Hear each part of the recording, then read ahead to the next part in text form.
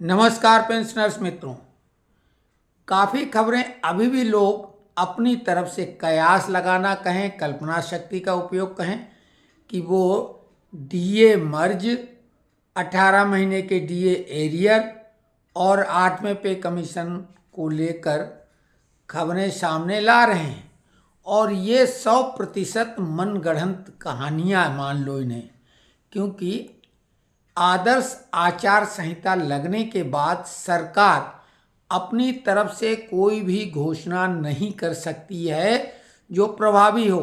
हाँ, चुनावी दौर में चुनावी वायदे पक्ष और प्रतिपक्ष के सभी दल करेंगे, लेकिन वो दल के रूप में करेंगे। सरकार कोई घोषणा नहीं कर सकती। ध्यान देने वाली बात है, अब जो भी बात करेगा कोई भाजपा का नेता, वो भाजपा की तरफ से करेगा। और ध्यान दो, भाजपा सरकार नहीं है। सरकार एक अलग चीज़ होती, पार्टी अलग चीज़ होती। पार्टी की हैसियत से अगर कोई नेता घोषणा चुनाव में करेगा, वो चुनावी घोषणा होगी। सरकार अब कोई भी किसी को भी लाभ पहुंचाने वाली कोई घोषणा नहीं कर पाएगी जब तक नई सरकार गठित नहीं हो पाएगी। तो अब हमारी मांगों का क्या होगा? देखिए, मांगें कई ऐसी होती जो सरकार पर दबाव बना के मनवाई जाती हैं, जैसा कि किसान लोग करते रहते हैं। लेकिन हम लोगों की मांगें एक तो जस्टिफाई होती हैं, ज़्यादातर कुछ बार्गेनिंग वाली होती कि इतना नहीं इतना सही, और कुछ चीज़ें होती फार्मूलेटेड, उन्हें मांग या मुद्दा कहना ही नहीं है। जैसे डीए, साल में 2 बार डीए बढ़ता है हम लोगों का, जो सेंट्रल गवर्नमेंट और स्टेट गवर्नमेंट के हैं। पीएसयू वालों का 4 बार बढ़ता है क्वार्टरली। तो वो एक फार्मूला तय है, उस फार्मूले के हिसाब से वो बढ़ना ही है। और जब तक कोई ऐसी स्थिति ना हो आपातकालीन, तब तक उसे रोका नहीं जा सकता है। कोरोना काल एक वैश्विक महामारी थी, वो 18 महीने का डीए एरियर बकाया है, तो वो बकाया है। जब भी कोई स्थिति सामान्य बनेगी तो उसे सरकार भुगतान करने का आदेश जारी कर देगी। लेकिन अभी अगर आप कहें निकट भविष्य में, तो सरकार जब तक नहीं आई और नहीं बनते हुए वो क्यों घोषणा कर देगी? तो मामला ये पेंडिंग में है, लेकिन बात खत्म नहीं हो गई। जितने भी मुद्दे हैं, सबसे ज़्यादा महत्वपूर्ण फिक्स मेडिकल अलाउंस का है। लोगों ने, हम देख रहे थे, कुछ यूट्यूबर ने बोल दिया कि सरकार इसके लिए निर्णय ले चुकी है। अब कोई निर्णय नहीं लेगी, वो भले फिक्स मेडिकल अलाउंस क्यों ना हो, जबकि बेहद महत्वपूर्ण है। हाँ, इसको अगर नेशनल काउंसिल की जब बैठक होगी नई सरकार के समय में, अब तो कोई बैठकें भी नहीं होंगी, तो उस समय अगर इस बात को उठाया जाए तो सबसे जेन्युइन मांग फिक्स मेडिकल अलाउंस की है, जो सबसे पहले सरकार को मानना पड़ेगा। लेकिन उस मांग को उठाने वाले कितने लोग हैं? सरकार अपनी तरफ से क्या निर्णय लेगी?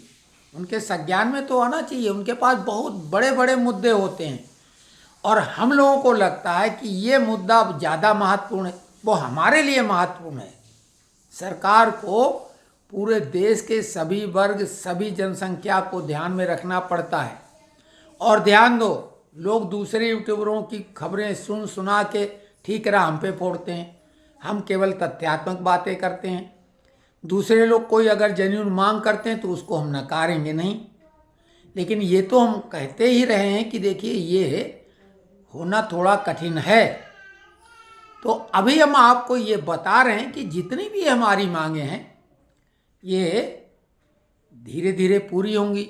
और जहाँ तक हमारी बात है, हम वो तरीका ढूंढने की कोशिश कर रहे हैं कि सरकार के संज्ञान में बातें तत्परता से लाई जाएं और उन पे थोड़ा दबाव भी बनाया जाए, जबकि बाकी यूट्यूबर को, अपने यूट्यूब को अधिक से अधिक लोग देखें ताकि उनको आमदनी हो। हमारा ऐसा कोई मतलब नहीं, हमें ना एक नया पैसा यूट्यूब से कमाना है, और न ही हमने कभी किसी से कहा कि हमें 1 रुपया आप दे दो, न तो हम दान लेने वाले हैं।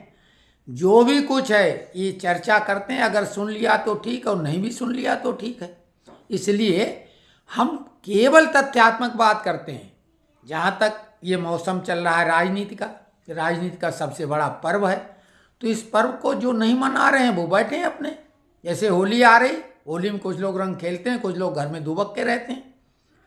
हम भी ऐसा है कि बहुत सक्रिय होली में नहीं रहते हैं, लेकिन ऐसा भी नहीं कि हम अगर कोई खास लोग हैं उनसे न मिलते हों। हमारे यहाँ है तो हम रंग गुलाल लगाते हैं सलीके और तरीके से। तो कुल मिला के ये इससे बड़ा कोई पर्व भारत में नहीं होता है। ये प्रजातंत्र का सबसे बड़ा उत्सव है जो 5 साल में एक बार आता है, और हमारा मान सम्मान होता। बड़े बड़े नेता आपके दरवाजे पे आते हैं, आपसे हाथ जोड़ते हैं, आपके पैर छूते हैं।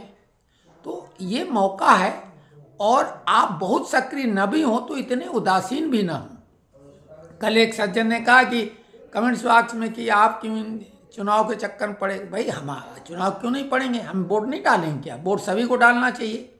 कुछ लोग नोटा वाले होते हैं, डालें भाई, लेकिन नोटा में वोट डालने का क्या अहमियत रह गई? अरे आप नाराज हो तो विपक्ष वाले को दो। हम ये तो नहीं कह रहे हैं कि आप वोट नहीं दो, लेकिन नोटा में देने का क्या औचित्य है? खैर, तो अभी आज हम आपसे निवेदन कर रहे हैं कि आप अपनी तरफ से प्रिडिक्ट करें, जो कि कमेंट्स बॉक्स में रहेगा, कि एनडीए को कितनी सीटें मिलेंगी और आईएनडीआईए को कितनी सीटें मिलेंगी। साथ में हम अभी लास्ट में एक बेहद महत्वपूर्ण आपको टिप्स भी आज देंगे, काफ़ी उपयोगी होगी। तो कुल मिला के जो लोग कमेंट्स में ये लिखते हैं कि आप ऐसा क्यों कह रहे हैं वैसा, अरे आप भी तो जो कह रहे हैं वो कह रहे हैं, हम अपनी बात तो रखेंगे, लेकिन जितनी भी ये जरूरी मांगे हैं इनको जो सक्रिय राजनीति में हैं उन तक हमें पहुंच बनानी है अपने श्रमिक नेताओं के माध्यम से। और सबसे बड़ा प्लेटफॉर्म नेशनल काउंसिल है, हमें उन तक अपनी पहुंच बनानी पड़ेगी। और नहीं तो अपने पेंशनरों के समूह को इतना शक्तिशाली बनाना पड़ेगा कि उनके प्रतिनिधित्व को सरकार स्वीकारे। आपने ये भी देखा होगा कि हमारे वर्तमान प्रधानमंत्री जी सभी को अवसर देते हैं। सीनियर सिटीजन का कोई ग्रुप या पेंशनरों का कोई ग्रुप ऐसा बन जाए ऑल इंडिया लेवल पर जो व्यक्तिगत स्वार्थों से परे पूरे समूह के हित के लिए अगर सक्रिय होगा तो सरकार उसे तरजीह अवश्य देगी।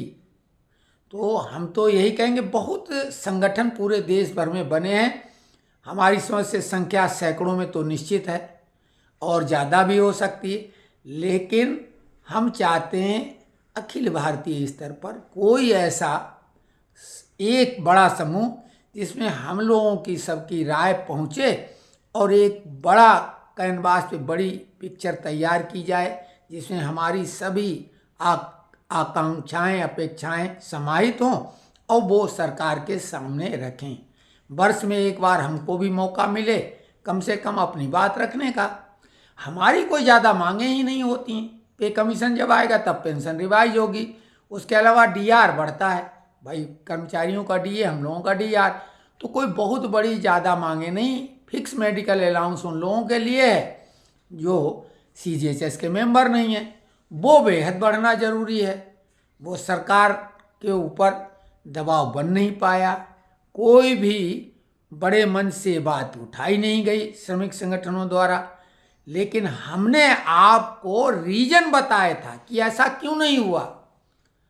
बिल्कुल होता, कुछ न कुछ सरकार विचार करती, कुछ घोषणाएं करती कर्मचारियों पेंशनरों के लिए, लेकिन हमने ये बताया कि ये जो किसान आंदोलन आ गया है बीच में, उन्होंने कर्मचारियों का हवाला दिया था कि उनका वेतन मान से जो वेतन आयोग होता 10 साल में वेतन वृद्धि हो जाती 2, 2.5, 3 गुनी, और उनको प्रतिवर्ष वेतन वृद्धि मिलती है। किसानों को ये ऐसा कुछ होता नहीं है।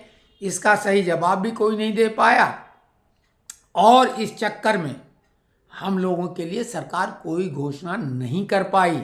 हमने ये भी आपसे कहा था अब सरकार वही घोषणाएं करेगी जो सब पर समान रूप से लागू हो, कोई वर्ग या कोई ग्रुप के लिए अलग अलग घोषणाएं नहीं करेगी, और सरकार अपने परफॉर्मेंस के आधार पर चुनाव लड़ेगी। तो ये भी समझ लो, कुछ लोग बोलते हैं ये सरकार ऐसी वो वैसी। अरे भाई, हम अपने थोड़े से हित के लिए बहुत बड़ा नुकसान न करा लें। आपने देखा कर्नाटका में कल अजान के समय कोई भजन बजा रहा था, हनुमान का कोई भजन या हनुमान चालीसा, तो उसकी पिटाई कर दी गई। भाई ये किसने अधिकार दे दिया?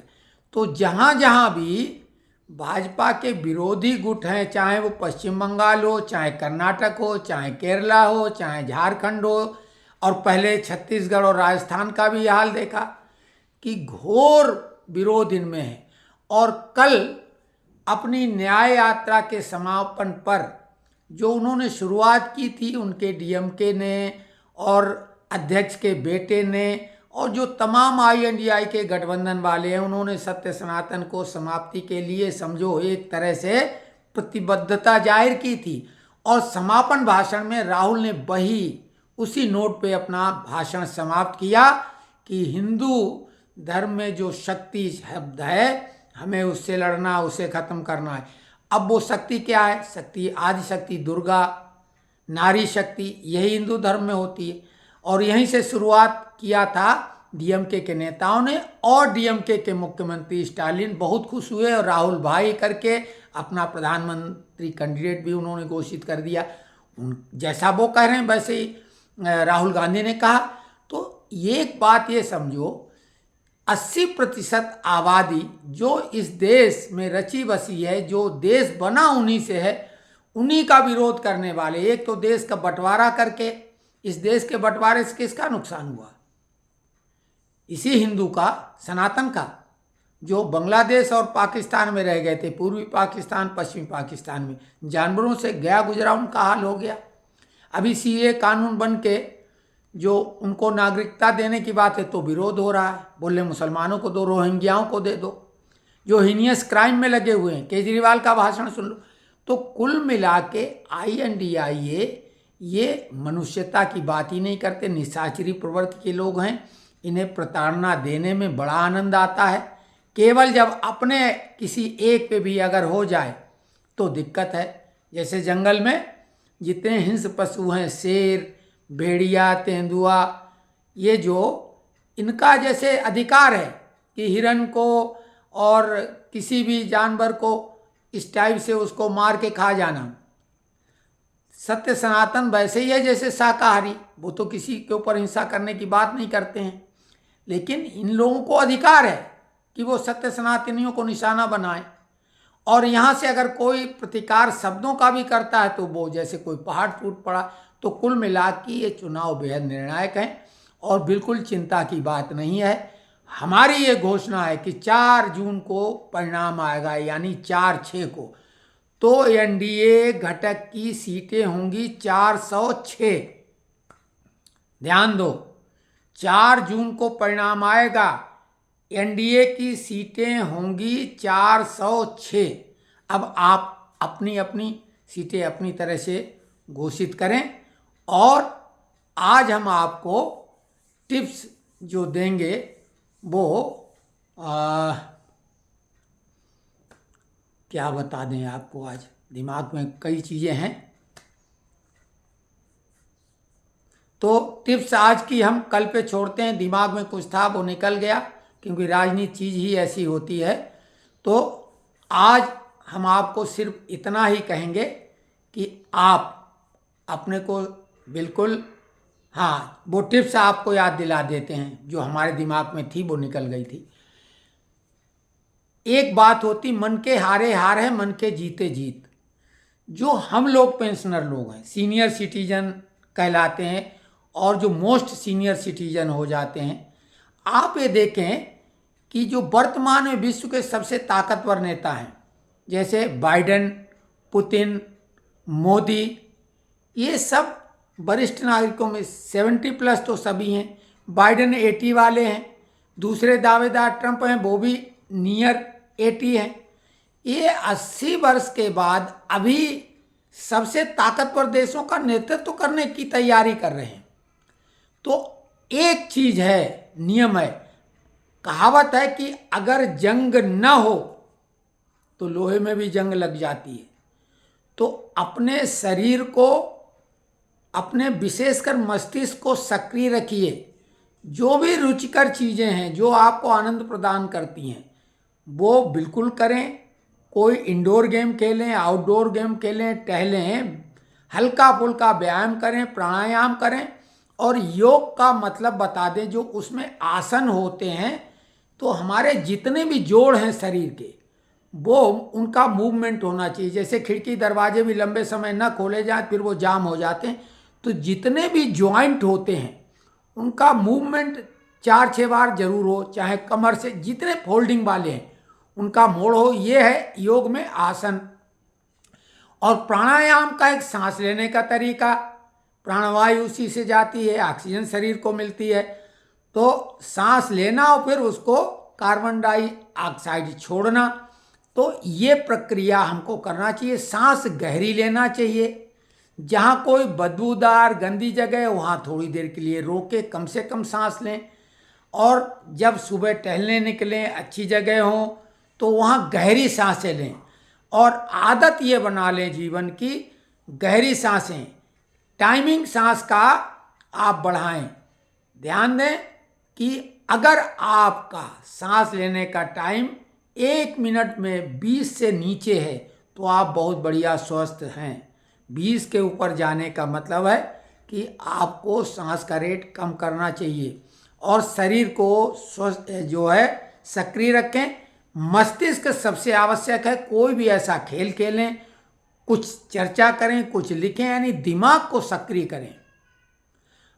ये बात समझ लो, हम 68 प्लस हैं, आज भी कुछ भी सीखने करने की इच्छा शक्ति है। और किसी भी व्यक्ति को, किसी भी छात्र से जब मिलते हैं तो उसकी पढ़ाई लिखाई के बारे में ही चर्चा करते हैं। कुछ लोग मिलते हैं बोलते हैं हमें 3-4 साल पढ़ाई छोड़े हुए हो गए, तो हम उनको बताते हैं हमें तो पढ़ाई छोड़े हुए जो है 55 साल हो गए। तो पढ़ाई छोड़ने से क्या है, हमें तो अपना जो पहले पढ़ा था वो लगभग याद है। तो कुल मिला के दिमाग को सक्रिय रखिए। बीमारियां तो छुटपुट आएंगी और जाएंगी, लेकिन सक्रिय रखिए। दिमागी तौर से क्या दिक्कत है, अगर आप कोई फिल्म भी देखते हैं, कोई सीरियल देखते हैं तो उसके आगे पीछे सोचो कि अब ये घटना होगी वो, यानी दिमाग को सक्रिय रखना बेहद आवश्यक। और आपको एक बात बता दें, दवाएं और ये बिल्कुल आवश्यक नहीं। योग का मतलब होता है जोड़ना। आप अच्छी चीज़ों का संग्रह करिए, विचारों का, भावनाओं का, तो वो आपको आनंद देंगी। और इम्यूनिटी सिस्टम आप अपनी इच्छा शक्ति से इंक्रीज कर सकते हैं, एंटीबायोटिक लेने की ज़रूरत नहीं है। तो इसीलिए हमने बोला मन के हारे हार है, मन के जीते जीत। और संभवतः इससे बड़ी कोई भी सीख नहीं हो सकती है। जानते सभी हैं लेकिन अमल में लोग नहीं लाते हैं। प्रसन्न रहने की कोशिश करिए। जीवन में बहुत सारी ऐसी चीज़ें आएंगी जो आपको विचलित करेंगी, परेशान करेंगी। स्वाभाविक है, हम लोग परेशान होते हैं, लेकिन उन पे जीतने की कोशिश करो, उन पे काबू पाने की कोशिश करो। शरीर के हर अंग को सक्रिय रखें और ओवरलोड न डालें। ओवरलोड का मतलब है ओवर डाइटिंग भी न करें। पानी पर्याप्त पिएं लेकिन ज़्यादा भी ना पिएं, क्योंकि हम देख रहे हैं आजकल एक नई बात चल पड़ी कि पानी ज़्यादा पियो। ज़्यादा पीने का कहीं नहीं, excess of everything is bad, अति सर्वत्र वर्जित। बहुत ज़्यादा चिंतन करेंगे तो फिर वो चिंता की श्रेणी में आ जाता है। बहुत ज़्यादा सक्रिय करने की आवश्यकता नहीं, उसको हाइपर कहा जाता है। फिर तो हाइपर अगर हो जाएंगे, ज़्यादा चिंतन करेंगे तो भी फिर आपको नींद नहीं आएगी, बहुत सारी प्रॉब्लम होंगी। आज बीच में थोड़ा सा अवरोध आया क्योंकि ध्यान भटका था, क्योंकि ये टिप्स हमने सोचा था आज कुछ अलग हट के बात करेंगे। जिनको हमारी बातें ठीक लगती हैं तो वो तो कोई बात ही नहीं, लेकिन जिनको ठीक नहीं लगती वो क्या ठीक नहीं लगता, पिन पॉइंटेड बात लिखें। कई लोग केवल आलोचना करने के लिए आलोचना कर देते हैं। जैसे कि वर्तमान सरकार से हम पूरी तरह से संतुष्ट हैं। हमें उम्मीद है कि इस सरकार जैसी सरकार बनाने की कुव्वत किसी भी विपक्षी दल में नहीं। उनके पास न नेता है, न नियति है, न नीति है, केवल मुफ्त की रेवड़ियों को बांटने की बात कर रहे हैं। अभी घोषणा पत्र आएगा कांग्रेस का और वो बोलेंगे कि जो किसानों की सारी मांगे मंजूर, जितनी भी मांगे जो लोग कर रहे हैं सारी मंजूर। आपको मालूम है 45 लाख करोड़ के बजट में किसानों की मांग मान लेने का मतलब है 40 लाख करोड़ खर्च कर देना। और ये वही कांग्रेस है जिसमें 42 स्क्वाड्रन से एयरफोर्स में जो 42 स्क्वाड्रन थी वो 32 पे आ गई थी। तो ये आप सोच लो कि सैन्य की सबसे महत्वपूर्ण जरूरतें इन्होंने नहीं पूरी कर पाई थी। उनकी वर्दी, उनके जूते तक नहीं मिल पा रहे। बुलेट प्रूफ जैकेट की तो बात ही छोड़ दो, अच्छे हथियारों की तो बात छोड़ दो, फाइटर प्लेन की तो बात ही छोड़ दो। और ये कांग्रेस अब बात कर रही है कि हम ये कर देंगे वो कर देंगे। हाँ, अगर इनको मौका मिल जाएगी तो खोखला कर देंगे। उदाहरण है केरला, जो सबसे ज़्यादा शिक्षित और सबसे ज़्यादा धनी प्रदेशों में आता था। अभी दिवालिया अपने को करीब करीब उन्होंने मान लिया। सुप्रीम कोर्ट में गुहार लगा रहे हैं कि हमको केंद्र से मदद दिलाई जाए। तो ये निचोड़ने का काम कर रहे हैं। किसी तरीके से सरकार ने अपनी आर्थिक स्थिति सुधार ली है। इन्होंने तेल का हवाला देते हैं, तेल के बांड जो थे इन्होंने जारी किए थे सब्सिडी पे। कोई चीज़ को कब तक सरकार करेगी? वो अंततः तो जनता के ऊपर ही वो जाएगा। तो अगर हम अपने छोटे से 10-20 रुपए के लाभ के लिए 100, 200, 500, 1000 रुपए के लाभ के लिए अगर देश को बर्बाद करने की ओर जा रहे हैं तो हम उसको एक अच्छा नागरिक बिल्कुल नहीं मानेंगे। हम न तो गैस पे सब्सिडी लेते हैं। एक जनरल कैटेगरी का होने के नाते, सामान्य वर्ग के नाते सरकार से कोई भी अतिरिक्त लाभ नहीं मिलता है। फिर भी हम सरकार से शिकायत इसलिए नहीं कर पा रहे हैं, हमें लगता कि कानून व्यवस्था अगर सुधर जाएगी तो हमें बाहर निकलना पड़ता, आना जाना पड़ता है। भ्रष्टाचार अभी भी नहीं खत्म हुआ है, लेकिन कम से कम बढ़ने पे कुछ तो अंकुश लगा है। आज ये तो हो गया कि कहीं भी अगर कोई वीडियो बना लो, कुछ कर लो तो उस पर एक्शन होगा। तो कुल मिला के अभी भी हम बोल रहे हैं बहुत कुछ बदलने को बाकी है। तीसरा कार्यकाल मोदी जी का बेहद महत्वपूर्ण होने वाला है। इस कार्यकाल तक पहुंचते पहुंचते 2 कार्यकाल में ही ऐसे अभूतपूर्व कार्य हो गए कि पूरी दुनिया जय जयकार कर रही है। और मोदी है तो मुमकिन है वाला नारा ऐसे ही नहीं, हकीकत है।